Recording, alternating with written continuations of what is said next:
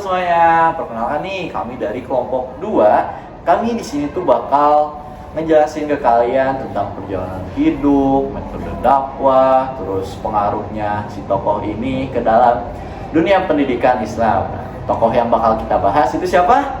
Sunan Ampel. Nah, pastinya kalian belum tahu kita kan? Nah, mari kita perkenalan dulu. Yang pertama ada aku. Nama aku adalah Faruk Ibrahim Almanani. Dan aku Valendio Romadotski. Nama aku Gisha Syifa Supriyatna. Aku Safira Masalibna Efendi. Biar nggak lama-lama lagi, ayo kita langsung ke videonya.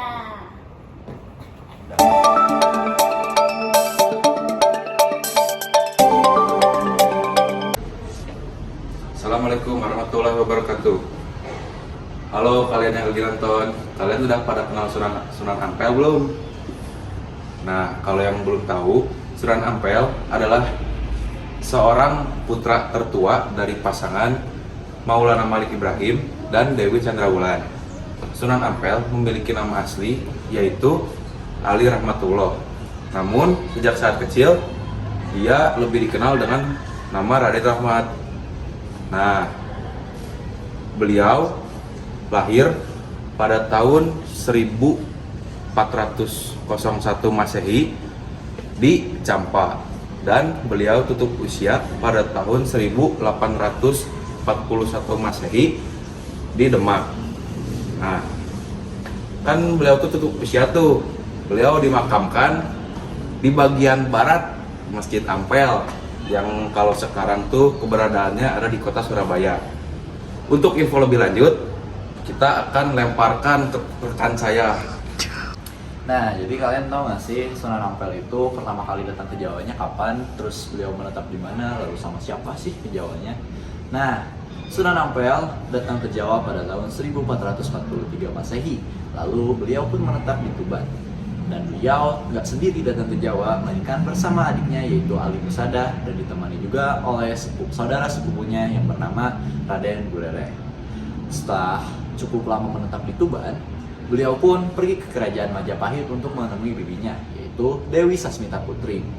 Karena pada masanya kerajaan Majapahit itu sedang kacau-kacaunya, sedang ada di masa suram. Kenapa? Karena petinggi kerajaan dan juga adipati-adipatinya malah melupakan tanggung jawab dan malah menggunakan waktunya untuk bersenang-senang dan berpesta. Oleh karenanya, Prabu Brawijaya meminta tolong Sunan Ampel untuk mengatasi hal-hal tersebut. Dan saat Sunan Ampel datang, Sunan Ampel juga diberi tugas untuk membimbing para petinggi dan para adipati yang berada di kerajaan Majapahit ke jalan yang lebih benar. Nah, daerah yang menjadi wilayah dakwahnya Sunan Ampel ini tuh namanya Ampel Lenta. Nah, ini juga yang merupakan yang mengubah nama Sunan Ampel itu yang namanya dari Raden Rahmat menjadi Sunan Ampel itu karena beliau berdakwah di daerah Ampel Lenta. Dan beliau juga selama di kerajaan Majapahit beliau membangun masjid dan juga beliau juga membangun pesantren. Nah, terus pasti kalian bingung kan kayak caranya Sunan Ampel untuk untuk menarik orang-orang untuk memeluk agama Islam tuh kayak gimana sih? Sunan Ampel itu dakwahnya kayak gimana sih? Nah, Sunan Ampel tuh melakukan dakwah dengan membangun jaringan kekerabatan. Jadi beliau tuh berusaha untuk melakukan pendekatan bersama orang-orang yang menjadi audiens untuk dakwahnya. Nah, beliau juga melakukan upaya akulturasi dan asimilasi dari aspek budaya pra-Islam dengan Islam agar lebih mudah diterima masyarakat.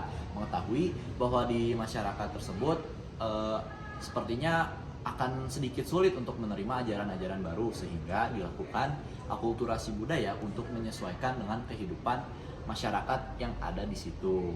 Nah, namun ada salah satu metode dakwahnya Sunan Ampel yang paling terkenal, yaitu adalah falsafah Mohlimo, yang artinya tidak melakukan 5 hal tercela.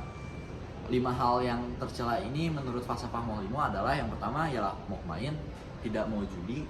Yang kedua adalah moh ngombe, yang berarti tidak mau mabuk. Yang ketiga ada moh maling, yaitu tidak mau mencuri. Yang keempat ada moh madat, tidak mau menghisap candu. Yang terakhir ada moh madon, yaitu tidak mau berzina.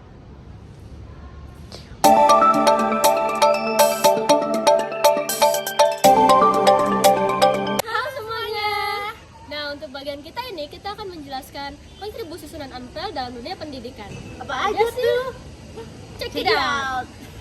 Nah, yang pertama itu ada pendirian pesantren.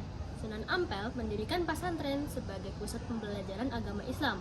Pesantren-pesantren yang didirikannya menjadi tempat belajar bagi masyarakat untuk memperoleh pengetahuan agama, bahasa Arab, ilmu tasawuf, dan berbagai ilmu keislaman lainnya. Yang kedua, ada pengajaran nilai-nilai Islam. Nah, Sunan Ampel itu tidak hanya mengajarkan pengetahuan agama, tetapi juga nilai-nilai Islam seperti akhlak mulia, kesederhanaan, dan kebersamaan. Para santri diajarkan untuk menjadi individu yang bertanggung jawab, berakhlak baik, dan berkontribusi positif bagi masyarakat. Yang ketiga itu ada pengajaran bahasa Arab.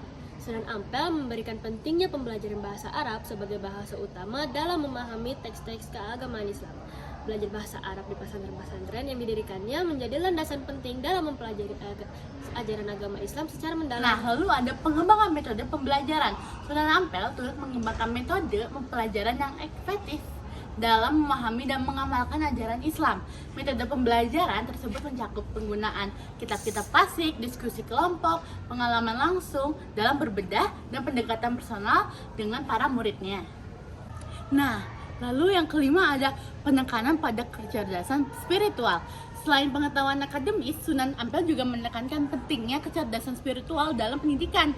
Para santri diajarkan untuk mengembangkan hubungan yang kuat dengan Allah, meningkatkan kesadaran diri, dan mengeksploitasi dimensi spiritual dalam kehidupan sehari-hari. Nah, lalu yang terakhir ada pembinaan generasi penerus. Melalui pendidikan Islam yang diberikan, Sunan Ampel berperan dalam pembinaan generasi penerus yang memahami dan mampu mengamalkan ajaran Islam dengan baik. Para santri yang dididik juga adalah pesantren yang akan menjadi tokoh-tokoh dan pemimpin masyarakat yang membawa dampak positif bagi perkembangan Islam di Indonesia. Nah, segitu aja.